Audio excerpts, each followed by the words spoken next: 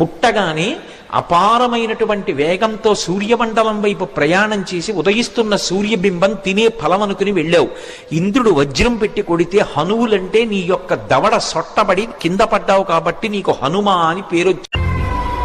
ఈలోగా లక్ష్మణుడు రావణాసురుడి మీదకి యుద్ధానికి వెళ్లే లోపల స్వామి హనుమ రావణాసురుడితో యుద్ధానికి వెళ్ళాడు. ఏ అస్త్రమునకు ఏ శస్త్రమునకు నేను కట్టుబడను, నిన్ను చంపడానికి అస్త్రశస్త్రాలు అక్కర్లేదు, ఒక్క పిడిగుద్దుతో నిన్ను పడగొట్టేస్తాను చూడని ఒక్క పిడిగుద్దు ఒకటి రావణాసురుడి యొక్క గుండెల మీద గుద్దాడు. గుద్దితే ఇంత రావణాసురుడు కూడా ఒక్కసారి విచలితుడైపోయినట్టుగా కదిలిపోయాడు. కానీ సుందరకాండలో సీతమ్మ పిలిచి ఓ మాట అడిగింది.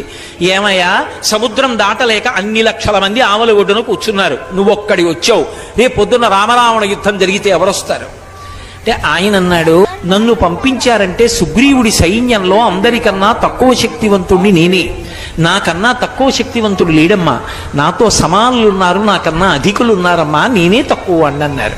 ఎవరు అనగలరా మాట? ధర్మం కోసం నిలబడిన ప్రతి ఒక్కరు వెనుక హనుమంతుడు ఉంటాడు.